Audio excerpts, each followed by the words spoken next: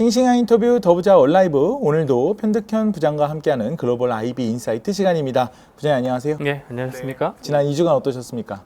예, 뭐 혼돈의 시기였죠. 이제 뭐 SVB 사태로 인해 많은 또 새로운 돈들이 또 들어갔고, 또 CS 사태 또 유럽에서 있었죠. 그래서 또 스위스도 많은 돈을 또 투자하고 하면서 이게 또 새로운 또 QE가 시작된 게 아니냐, 또 이런 논쟁이 또 벌어지면서 좀 많이 힘들었던 시기였던 것 같습니다.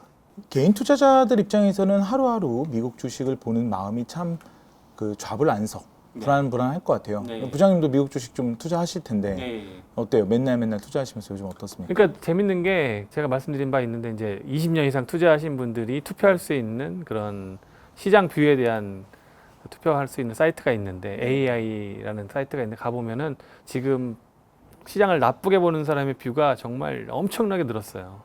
이 최근 사태로 인해서. 그러니까 좋게 보는 사람은 또 아주 20%대 초반까지 확 줄었고, 그럼에도 불구하고 시장은 막 갑니다. 좋게 보는 쪽은 이제 금리가 오를 만큼 올라서 우리가 금리 리스크를 더 이상 크게 생각할 필요가 없다, 뭐 이런 이야기일 거고, 나쁘게 이야기하는 편은 어떻습니까? 일단은 이제 정부가 돈을 새로 또 부게 되니까 이건 또 위기 아니냐, 정책적으로 효과가 있다고 하더라도 그게 순식간에 스무드하게 넘어갈 일은 없다라고 생각하는 사람들이 많은 거죠. 연준이 3월 FOMC에서 예상대로 0.25%, 그러니까 25bp의 금리 인상을 단행하면서 현재 이제 미국 기준금리가 5%가 됐습니다. 이게 어떤 의미를 갖고 있습니까? 예, 일단은 뭐 이번 사태 전까지만 해도 50bp가 굉장히 유력했었지 않습니까? 근데 이제 뭐 골드만삭스 같은 데는 안 올린다라는 얘기를 하긴 했었는데, 현재 금리 수준을 본다든지 아니면 지난주 뭐 ECB, 그러니까 유럽 중앙은행에서 50bp를 올린 걸 보면은 물가와 이 현재 위기 상황은 약간 좀 별개로 봐야 된다. 저도 뭐 충분히 그거에 동조를 하는 편이고요. 왜냐하면 이번 사태도 물가를 잡다가 일어난 일인데, 결국은 메인은 물가인데 이것 때문에 이걸 안 잡으면은 결국은 더 큰 화가 일어날 수도 있기 때문에 결국은 빨리 이걸 잡고, 이거는 약간은 지금 많은 돈을 투자했으니까, 좀 주입했으니까 해결될 거다라고 생각하는 편이 저는 정상적이라고 봐서 25bp 올리는 게 뭐 아주 정상적인 흐름이라고 보고 있습니다. 약간 우리가 뭐 항암제를 몸에다 투여하면은 몸에 여러 가지 부작용들이 좀 생기긴 하지만, 그래도 암은 잡아야 된다, 뭐 이런 취지로 이해하는 게 맞습니까? 자, 근데 이제 JP 모간에서 이야기한, 결국은 문제는 인플레이션인 것 같아요. 근데 이제 JP 모간이나 이런 데서 얘기하는 인플레이션의 전망과 연준이 느끼는 인플레이션의 전망이 좀 괴리가 있다. 그러니까 연준은 인플레이션을 좀 더 보수적으로 보는 것 같고, 좀 IB들은 인플레이션이 좀 더 급격하게 잡힐 수 있다, 이렇게 좀 전망하는 것 같아요. 왜 이런 괴리가 발생하고 있습니까? 그러니까 결국은 자기 문제냐 아니면 뭐 관람자 입장이냐, 이런 거죠. 그러니까 우리도 이번에 뭐 WBC 야구 뭐 많이 봤고 뭐 흥분하고 막 그랬지만은, 감독인 사람의 입장과 또 이렇게 그냥 주변에서 응원하는 사람 입장이 다르잖아요. 그러니까 훈수를 두면 원래 좀 잘 보인다, 뭐 이런 얘기 아실 텐데, 이 두는 사람 입장은 되게 좀 떨리고 이게 과연 어떻게 잘 될지 조마조마한데, 옆에서 보면 좀 쉬워 보이죠. 그러니까 물가를 잡는 게 이렇게 쉬워 보인다는 게 이제 IB들의 입장일 수 있지만, 제가 보기에는 연준은 과거에 심하게 당한 사례가 몇 번 있고, 실제로 제가 보기에도 그렇게 쉬운 문제는 아니거든요. 그래서 추세적으로 떨어지고 있다곤 합니다만 아직도 굉장히 높은 수준이기 때문에 연준의 궁극적인 지향점인 2%까지 순식간에 갈 수 있을지는 저는 단언할 수 없다고 생각해서, 연준이 이렇게 좀 조마조마한 어떤 그런 스탠스를 보이는 거에 대해서 저는 충분히 이해가 가고 공감이 가는 상황입니다. 근데 IB들 입장에서는 장사해야 되는데 왜 이렇게 자꾸 초치냐, 뭐 이런 입장이라고 볼 수도 있겠죠. 그러니까 두 사람들의 입장이, 여기는 정책 당국자고 여기는 장사하는 사람들이니까 충분히 스탠스가 다르다고 볼 수 있습니다. 그렇군요. 자, 금융 리스크가 이제 불거지는 상황에서 이런 경우에는 이제 역사적으로 어떤 업종에 좀 조심을 해야 되는지, 또는 어떤 업종은 또 우리가 피할 언덕, 비빌 언덕이 될 수 있는지에 대해서 또 이따가 함께 이야기를 나눠볼 예정이니까요. 여러분 좋아요도 좀 눌러주시고 이 동영상도 좀 많이 공유해 주시고 이렇게 부탁드리겠습니다. 자, 12월 과거에 연준이 12월에 내놨던 이제 GDP 전망치를 보면 올해는 0.5%, 내년에는 1.6%, 그리고 후년 2025 2025년에는 1.8%로 GDP가 오를 수 있다 이렇게 봤는데 이제 사태가 이렇게 되다 보니까 이 전망치 자체가 좀 낮아질 것이다 이렇게 얘기가 나오고 있습니다. 전망치가 낮아지게 되면 뭐 경기 선행지수도 안 좋아지고 주식시장에는 당연히 안 좋은 이슈가 될 텐데 이게 얼마나 낮아진다는 것인지 또 어떤 영향을 끼치는 것인지 좀 설명 좀 부탁드립니다. 이제 오늘 아침에 공개된 SEP, 그러니까 Summary of Economic Projection이라고 해서 이제 경제 전망 요약이라는 게 있습니다. 이제 한 장짜리 여러 장표가 있는데 그 중에서 딱 한 장만 보시면 이제 향후의 물가라든지 고용 이런 것들이 다 나오는데 방금 말씀하신 게 0.5에서 올해 같은 경우에는 0.4로 0.1%포인트 내려갔습니다. 근데 사실은 뭐 IMF라든지 아니면 IB들이라든지 이렇게 전망하는 기관들에서는 미국 경제에 대해서 그렇게 부정적으로 보지는 않았어요. 현재 보면 다 대부분 1% 초반 정도로 보고 있는데 연준만 혼자서 뭐 0%대 0.5%로 보다가 그나마도 오늘 아침에 발표된 거 보니까 0.4로 0.1%포인트를 낮추는 건데 결국은 이제 물가와의 전쟁을 하다 보니까 우리가 금리를 이렇게 계속 높여야 되고 혹은 낮추지 않더라도 계속 높은 수준이니까 경제가 힘들 거다. 그러니까 너희들은 성장하기 어려울 거다라고 이제 일종의 투자자들한테 이제 경고를 하는 거죠. 하이어 포 롱고 하니까 경제가 어려울 수밖에 없어서 올해 실질적인 경제 성장률은 다른 기관들이나 사람들이 예측하는 것보다 우리는 되게 낮게 본다. 부정적으로 본다. 그나마도 낮게 보던 걸 더 나쁘게 본다. 사실은 여기서 약간 어떤 힌트를 좀 잡아야 되는데 투자자들은 그냥 금리만 보는데 연준이 그렇게 시장에 대해서 부정적으로 본다는 거는 결국은 자기네들이 하이어 포 롱거라는 게 말로만 하지 않는다는 어떤 일종의 증거로 볼 수 있는 거죠. 제가 봤을 때는. 하이어 포 롱거라고 하면 어떤 걸 의미하는 건지 좀 부가적으로 설명. 기준금리를 이제 지금 오늘 아침 기준으로 해서 이제 5.0이 됐지 않습니까? 그러니까 5.0이라는 건 높은 거죠. 그러니까 하이어가 된 거죠. 여기서 더 올라가면 이제 더 하이어가 될 수도 있지만 일단은 이 높은 수준인데 이걸 또 그러니까 롱거 한다. 길게 한다. 그러면 뭐 오늘 말했지 않습니까? 올해에는 금리 인하가 없다. 그러면 뭐 앞으로 남은 기간이 벌써 9개월 정도라고 하면 내년에는 뭐 3-4번 정도 낮춘다는 거를 점도표상으로 보여주긴 했는데 어쨌든 올해 연말까지 기준금리 인하가 없다고 하면은 얼마 전에 그 페드와치에까지 보면 이제 6월부터 내린다. 뭐 7월부터 내린다. 이런 식으로 막 선반영이 됐었습니다. 근데 그런 것들에 대해서 찬물을 확 끼얹어가지고 이제 오늘 새벽에 이제 뭐 나스닥 같은 경우 많이 떨어지긴 했었는데 그게 이제 말로만 그런 게 아니다. 실제로 우리가 그렇게 전망하고 있다라는 걸 이제 여러 가지로 보여준 거죠. 네, JP모건 같은 경우에는 2024년 말에 경기가 전면적인 경기 침체를 피하더라도 PC 인플레이션, 그러니까 물가의 또 다른 지표죠. 이제 CPI랑 다른 PC 인플레이션이 2.0%가 떨어지면서 결국 연준이 목표하는 타겟 인플레이션을 충족시킬 수 있다. 이렇게 봤어요. 그러니까 쉽게 얘기하면 너희 괜히 금리 지금 더 올리거나 더 끌고 갈 필요 없어. 그냥 자연스럽게 2%는 될 거야. 이렇게 보는 것 같아요. 근거가 뭡니까? 결국은 아까 질문하신 거랑 비슷한 맥락인데 훈수 두는 사람 입장에서는 좀 쉬워 보이는데 이 PC 물가가 CPI랑 좀 다른 점은 뭐냐면 항목이 되게 다릅니다. 더 넓습니다. 한 30% 정도가 더 추가로 들어가요. 그리고 서비스 물가 비중이 높습니다. 그래서 PC 물가는 사실은 CPI보다 더 예측하기 어려운데 그렇게 단정적으로 2% 간다고 얘기하는 거는 조금 저는 당황스러운 좀 느낌이 있어요. 고용이 어려워지면서 오히려 실직이 발생하면서 물가가 떨어질 수 있다. 경기 침체를 야기하면서 물가가 떨어질 수 있다. 이런 이야기를 하는 거 아닙니까? 그렇죠. 그러니까 너희들이 시장을 부정적으로 보니까 가능하다. 근데 이제 리포트를 보면은 가만히 있어. 어차피 물가는 떨어질 거야 라고 하면서 약간은 논리가 안 맞아요. 연준이 적극적으로 해야 갈 수 있는 거를 가만히 있어도 간다고 얘기하니까 왜 가만히 있어도 가지? 그건 좀 어려운 것 같은 제가 보기에는. 정책 시차 때문에 그런 거 아니에요? 그러니까 이미 올린 것 때문에 그 효과가 뒤에 발생하기 때문에 후행적으로 발생하기 때문에 이미 네가 올린 정도로도 예상한 경로로 충분히 갈 수 있어 이렇게 되는 거 아닙니까? 근데 지금 뭐 실업률이라든지 아니면은 그 유동성이라는 걸 감안해 보면은 미국 경제가 뭐 얼마 전까지만 해도 뭐 골디락스 얘기 나올 정도로 그게 뭐 한 달도 안 지난 얘기지 않습니까? 그 정도로 시장이 좀 경제가 뜨거운 상태이기 때문에 섣불리 물가가 잡힌다든지 경제 성장률이 0.5고 0.4가 나온다든지 이렇게 쉽게 예측하기 쉽지 않은 게 저는 좀 아이비들이 약간은 좀 그런 측면에서는 모건 스탠리처럼 차라리 그냥 부정적으로 아예 보든지 해야 되는데 아예 JP 모건은 뭐 리서치 쪽에서는 좀 이렇게 얘기하는데 저희가 갖고 나온 리포트는 이제 자산운용 쪽에서 나온 리포트인데 하나우스에서 약간 다른 말 하는 느낌이 좀 약간 드는 상황은 되는 것 같습니다. 그렇군요. 자, 그런데 아이비들이 긍정적이든 부정적이든 관계없이 현재 주시장은 생각보다 잘 방어를 하고 있어요. 지금 주식시장이 방어할 수 있는 이유는 무엇입니까? 어쨌든 더 이상 금리를 올릴 수 없다라는 거, 뭐 한 번 정도 남았다는 거, 그 다음에 얼마 전까지만 해도 금리를 낮춘다고 이제 막 흥분했던 거, 그런 여진이 좀 있는 거죠 아직은.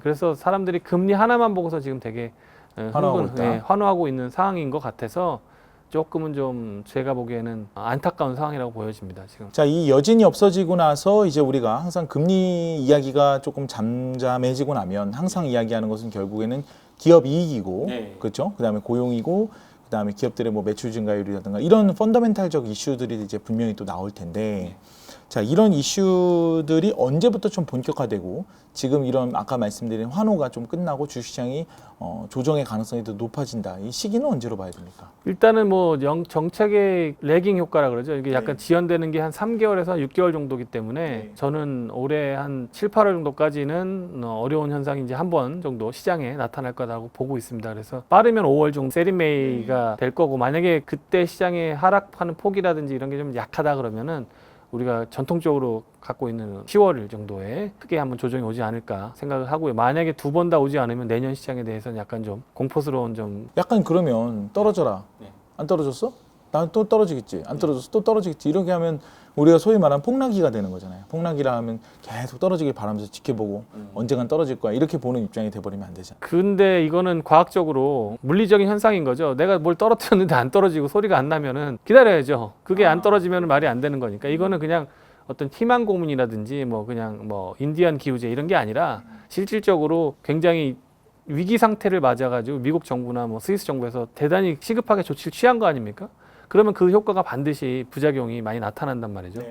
그게 경제 내에서 고용이 됐든 아니면 이익이 됐든 모든 측면에서 GDP 측면에서 보면은 소비라든지 이런 측면에서 영향이 있을 텐데, 그게 없다라고 하면은 이거는 뭐 물리적으로나 아니면 사회과학적으로 도저히 이해할 수 없는 현상이라서 저는 뭐 개인적으로는 그렇게 저를 비난하시면은 두고 봅시다 이렇게밖에 말씀드릴 수 없을 것 같습니다. 아니, 우리 뭐 부장님이 뭐 한쪽 방향으로 얘기하는 편은 아니셨잖아요. 항상 그때는 이때는 이제 오를 수 있고 이때는 떨어질 수 있고 이제 하는 얘기를 하셨으니까. 자, 이제 우리가 보니까 IB들이 이야기하는 건 이제 이런 내용이에요. 은행 대출이 조건이 더 까다로워질 것이다. 은행들도 돈을 이제 잘 아껴야 되는 상황이 됐잖아요. 은행 대출을 이제 까다롭게, 특히 기업에 대한 기업 대출을 까다롭게 하면 이제 중소형 기업들이 자금을 유동성이 이제 막히게 되면서 돈줄이 막히면서 파산을 한다. 뭐 경매에 나오고 뭐 그런 거죠. 쉽게 얘기하면. 자, 그러면서 대규모 구조조정을 이야기할 수 있다. 특히 미국의 경우. 자, 그런 전망이 있습니다. 자, 이렇게 되면 주식시장에는 어떤 현상이 펼쳐지나요? 중소형주가 약하고 대형주가 강하게 되나요? 예, 일단은 그런 현상이 나타날 수밖에 없고, 이미 주시장에서는 뭐 대형주라든지 아니면 빅테크 같은데 자금이 몰리는 편이고요. 그다음에 채권 같은 경우도 이제 하이힐드 같이 이렇게 뭐 부도 가능성이 있어 보이는 기업들의 채권에 대해서는 이제 경계심이 점점 커지는 상황이라서, 아까 말씀드렸던 레깅 효과가, 지연 효과가 곧 나타날 거다. 빠르면 5월, 늦어도 한 7, 8월까지 나타난다고 보면은 기업 실적에서도 나타날 거고, 그다음에 GDP에서도 나타날 거고, 실업률에서도 나타날 거고, 여러 가지 나타날 텐데, 미국 정부에서도 이미 다 알고 있으니까 얼마나 빠르게 정책적으로 대응할 거냐, 심지어는 이제 금리 인하를 또 하지 않겠느냐라는 또 기대감도 거기에 들어갈 수도 있겠죠. 뭐 이렇게 경제가 안 좋은데 빨리 금리를 낮춰주지 않겠느냐, 그런 효과까지 있어서 사람들은 이제 배드 뉴스를 또 굿 뉴스로 보는 사람들도 나올 수 있어서 시장이 제가 예상하는 것만큼 이렇게 폭락이 안 나올 수도 있겠지만은 적어도 시장이 하락할 수 있을 만한 환경은 만들어질 겁니다. 최소한 EPS라든지 뭐 올해 경제 성장률이라든지 실업자 수라든지 이런 건 분명히 안 좋아지는데, 주식시장이 만약 반응을 안 한다. 그럼 저도 할 말, 뭐 이렇게 안 좋은데 주식이 오르면은 논리적으로는 상당히 안 되니까. 펀더멘탈과의 괴리는 결국에는 해소된다는 게 우리가 역사의 교훈 아니겠습니까? 그러니까 괴리가 벌어지기도 하고 좁아지기도 하고 그런 게 이제 반복되는 것이니까 조금 더 벌어질 수는 있겠죠. 자, 그런데 문제는 이제 우리가 투자자 입장에서 보면은 펀더멘탈에 대한 이슈가 이제 불거질 것이고, 기업 이익에 대한 어떤 중요성이 강조될수록 우리가 피해야 할 업종이 있고, 혹은 지금 조금 비빌 언덕인 업종이 있을 것 같아요. 지금 어떤 업종들은 좀 더 위험해진다고 보십니까? 일단은 뭐 돈을 못 버는 회사는 절대 건드리면 안 될 것 같고요. 돈을 잘 버는 금융이나 에너지 쪽도 사실은 지금 좀 어려운 상황이라서, 결국은 세계 시장을 좀 좌지우지할 수 있는 그런 기업들, 뭐 1등 기업들이요. 1등 기업들, 소위 말하는 명품 기업이라고 하죠. 뭐 우리가 누구나 다 들어도 알 수 있는 기업들, 그 다음에 배당을 뭐 몇십 년 동안 계속 늘려왔던 기업들, 현금이 많은 기업들, 신용도가 높은 기업들, 이런 기업들 위주로 좀 대피하는 게 좋아 보이고요. 뭐 밈 주식이라든지 이렇게 상장한 지 얼마 안 됐다든지 뭐 그런 기업들은 조금 피하는 게 좋지 않겠냐 생각이 됩니다. 그러니까 고밸류 주식 같은 경우 좀 피해야 된다. 네. 근데 또 개인 투자자들이 투자하다 보면 또 지금 같은 경우에는 지수가 계속 횡보를 하다 보니까 뭐 최근 같은 경우에도 뭐 2차 전지도 그랬지만 이렇게 조금 오르는 좀 단기적으로 과열된 곳에 눈이 또 가기 마련이에요. 그렇게 되면은 어떻게 돼요? 네, 그러니까 뭐 단기적으로는 그렇게 하면 돈 벌기 쉽죠. 뭐 오늘 오르는 거 내일도 오를 확률이 그러니까 모멘텀 투자라고 그러죠. 그렇죠. 네, 모멘텀 화끈하게. 투자가 제일 쉬운 방법이긴 한데 문제는 모멘텀 투자를 하다 보면은 어느 날 갑자기 모멘텀이 꺾입니다. 그렇죠. 근데 그 순간에 아마 내 투자금이 제일 많을 거예요. 그러니까 계속 내 투자금을 계속 유인한단 말이죠. 내가 1,000만 원 갖고 갔을 때 한 30% 먹으면 5,000 갖고 갈 걸. 이런 후회를 하다 보면 하루하루 이제 계속 오르면 야, 안 되겠다. 최초에 먹었던 마음을 먹자. 뭐 5,000 넣으면 이제 그때부터 꺾이는 거예요. 그러니까 마음을 먹으려면 빨리 먹든가 안 먹으려면 끝까지 안 먹어야지.